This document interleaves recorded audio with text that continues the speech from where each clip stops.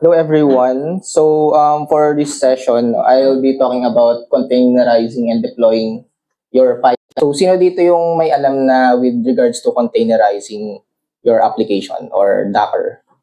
Anyone? Yeah. So meron na pala no.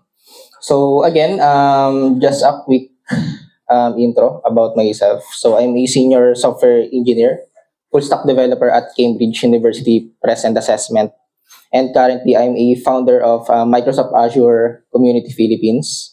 And I'm an HQ lead for professionals and hackathons. And mostly, I do tech talks like this one. And also, I'm joining hackathons as well. So I've won some of it with my team. And also, if my free time, ayun, nag-hike lang with some of my friends. Yeah. Yeah. So my topic is about containerizing and deploying Python apps with Azure Container Apps. So our agenda for this session is we'll be talking about containerization. What's containerization? Ano ba yung ginagawa niya? Docker. Azure Container Apps. So ano ba si Azure Container Apps? And we will be going to demo containerizing your Python app. And I'll be giving some resources, of course. Yeah. So first off, what is containerization? So containerization is the software development process of packaging an application with all of its dependencies into a self-contained unit called a container. And this makes the application portable and ensures it runs consistently across different environments. So from a developer's laptop or sa device nyo to a production server. And its popular tool, mostly Docker. Yeah. Why containerization is important? It's because it provides portability, consistency, and efficiency by packaging your applications with their dependencies into an isolated self-contained units. And of course, this ensures applications run reliably across different environments, which leads to faster deployments, improve scalability, enhance security, reduce cost compared to traditional methods like VMs. Yeah. So what's the main problem if we don't containerize our application? So sometimes you will encounter a scenario wherein your app is working as expected in your device, while on the other machine, right, it's not working, right? So if you encounter that one, that's the one thing, and that's the mostly containerization solves. And probably the other machine use other runtime environment, and probably for example on your end iba yung version ng Python mo compared to the version of other machines Python. So ayun yung isa sinasolve. And that is where containerization comes into play. And Docker is the popular tool for containerizing your applications. And it's a platform that lets you package, run, and manage your application in lightweight, portable containers. So in simpler terms, instead of installing all dependencies manually on every machine or server, Docker bundles your app together with everything it needs. So from libraries, runtime, system tools, etc. So ayun yung tinatawag nating container. So naka-containerize yung lahat ng kasama doon sa application mo.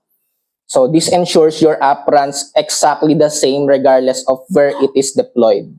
So even you're using it on your local machine, or even if it's deployed into other environments like in production or probably test environment.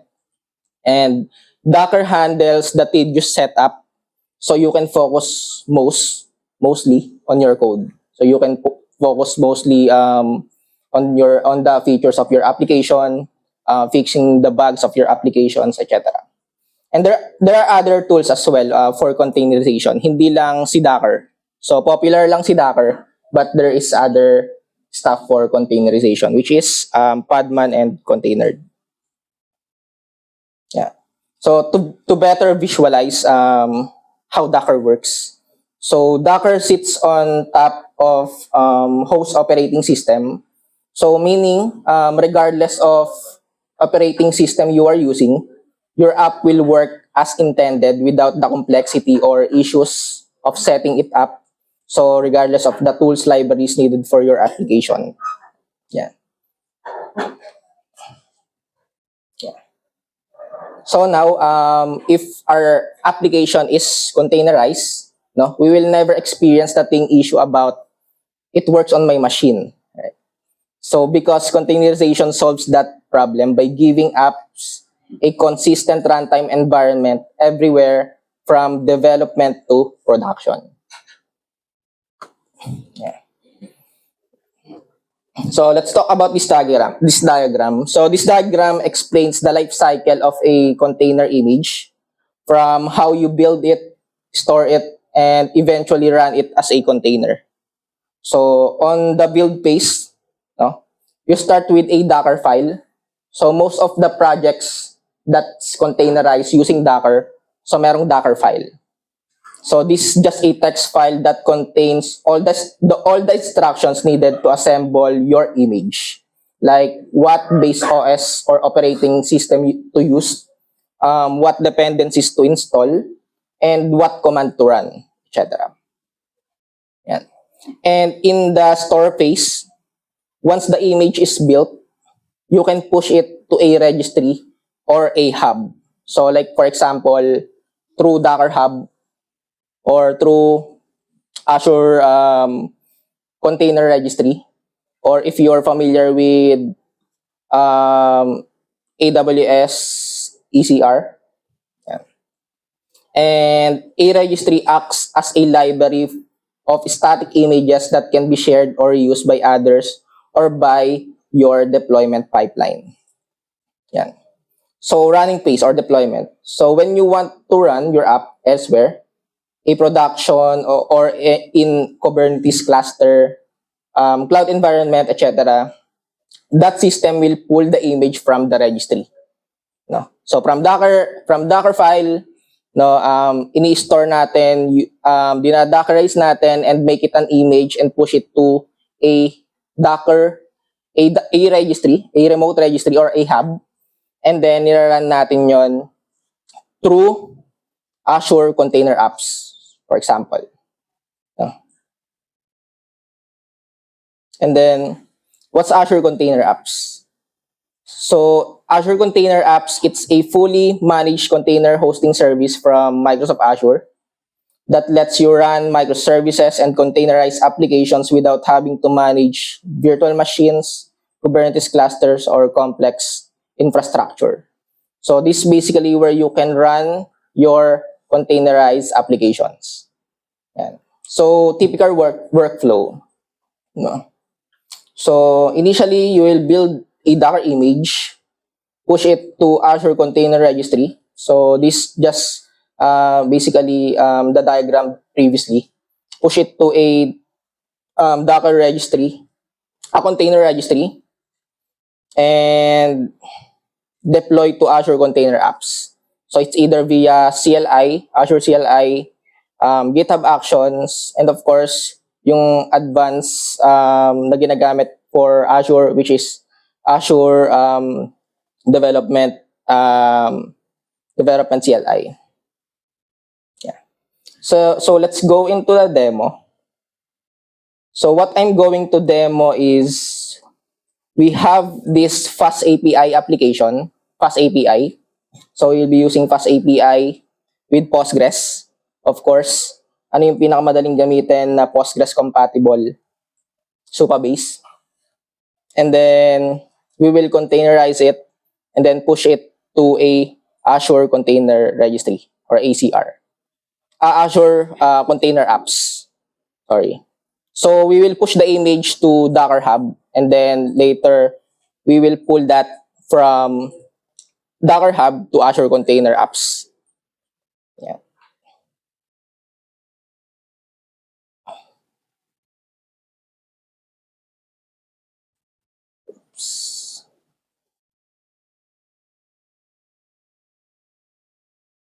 Oops. Wala. Wait a sec.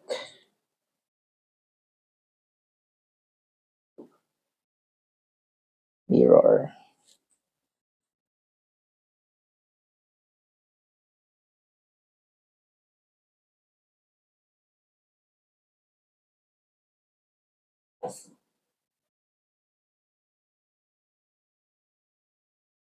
Yeah.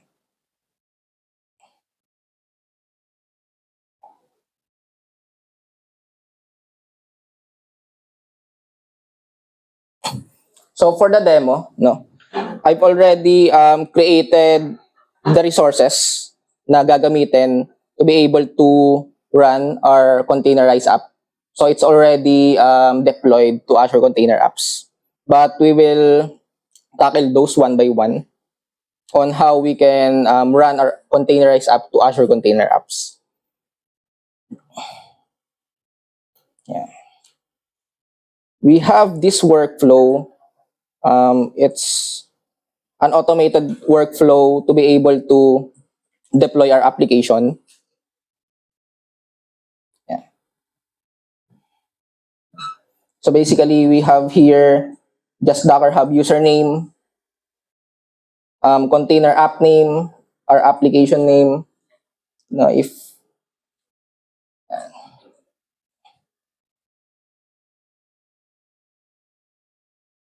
hindi ko siya ma-remove. Okay. Resource group, of course, containerized app environment, image name.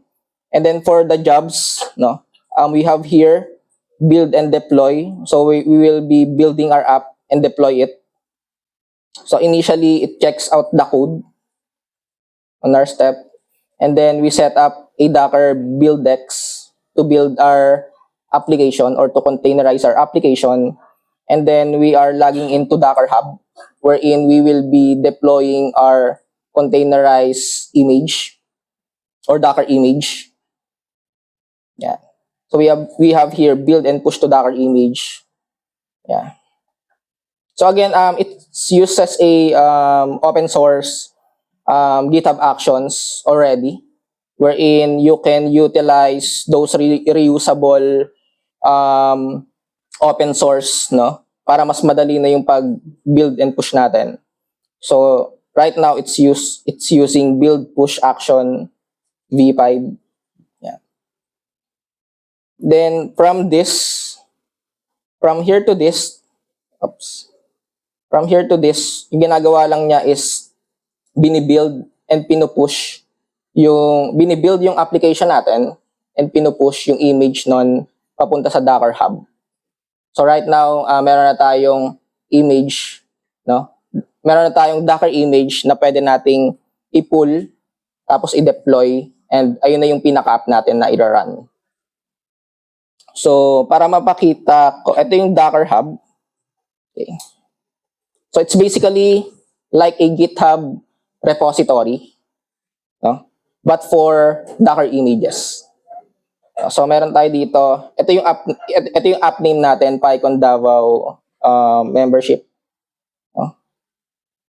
It's just a basic API for adding members. Yeah. Oops, sana tayo.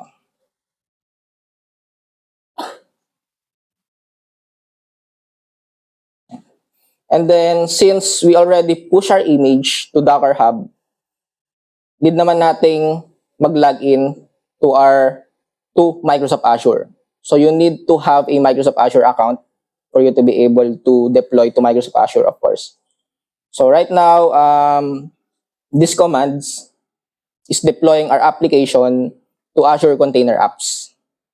Yeah. And then updating some of the environment variables. Yeah. And then getting a container app URL. So ito na yung pinaka application URL natin na ma-access. Yeah. So para makita natin yung previous actions na nag-run. So ito. So ito yung GitHub Actions job, wherein we have here yung build and deploy And then ito yung mga steps na ginawa. So deployment summary. Yan. Yan. So kung makikita nyo dito, binigay na yung pinaka-application URL natin wherein ito na yung containerized image na nagra-run sa Azure Container Apps. So check natin siya. Oops. So that's Docker membership. And then if you go to the docs, since it's fast API, so ayan yung basic API natin. Basic fast API. Yan. So let's try to push to GitHub. Since our action is accepting an event wherein if we push to main branch, magra-run yung workflow natin. So let's try. So currently, ito yung mga API. Let's try to remove this one. Delete. Okay. From my local setup. And then main.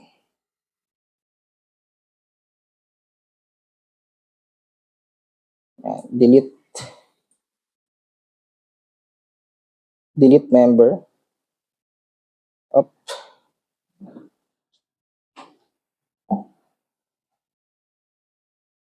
Okay.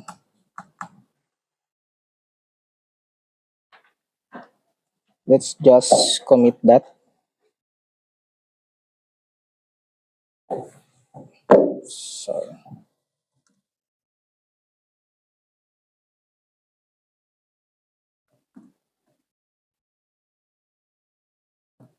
Remove, delete endpoint, and then just push it to main. Yan. So dapat makikita natin dito yung workflow natin for automated deployment magra-run since nagli-listen siya sa event wherein right na natin. Yan. So right now nag-run na yung event natin. Since nagli-listen siya sa event wherein pag nag-push tayo sa main branch, magra-run yung workflow. So right now it's running.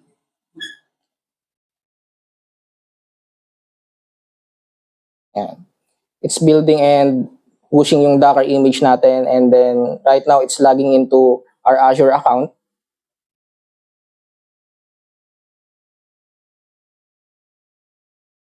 Yan.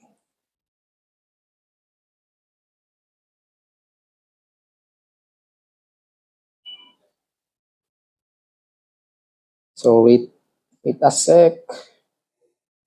And right now it's deploying to Azure Container Apps.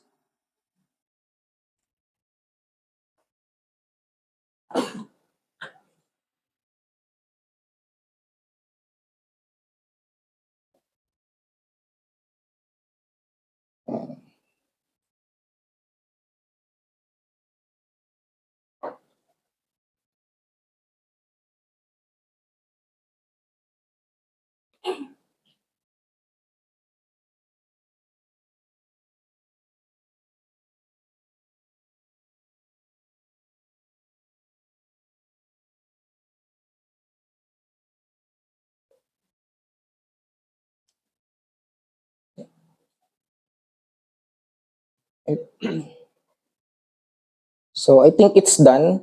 So yung assumption, since dinilit natin yung endpoint for delete endpoint, so dapat wala na siya dun sa app natin. So yeah. So wala na siya. So it's already deployed. And para makita natin sa Microsoft Azure, yung mga resources na ginawa or needed.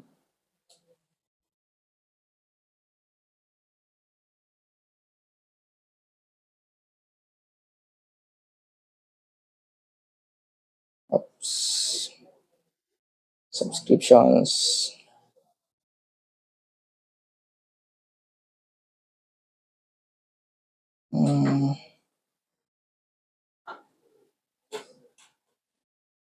Yeah. So ito yung mga resources na ginawa. Basically, Azure Container Apps environment, and then yung pinaka-application natin, which is naka-deploy sa Azure Container Apps. So, ito siya. Yan. Ayan siya.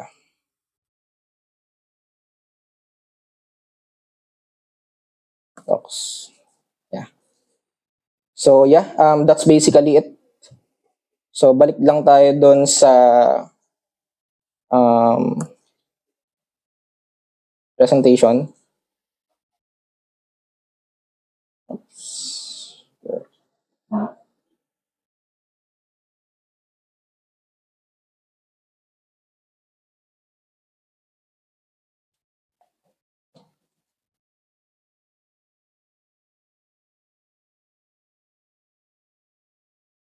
Yep. Yeah. So basically ito yung ginawa natin previously, no?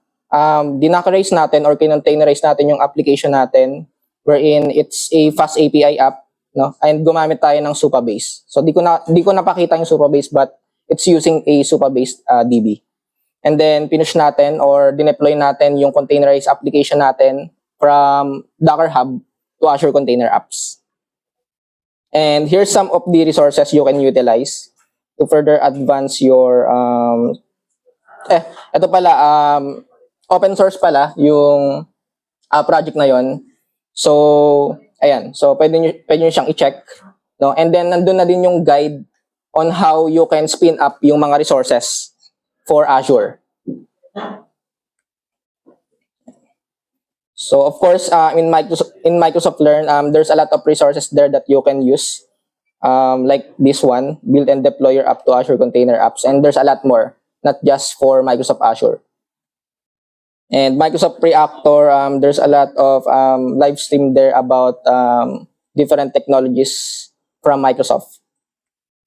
And Microsoft Developer as well in YouTube.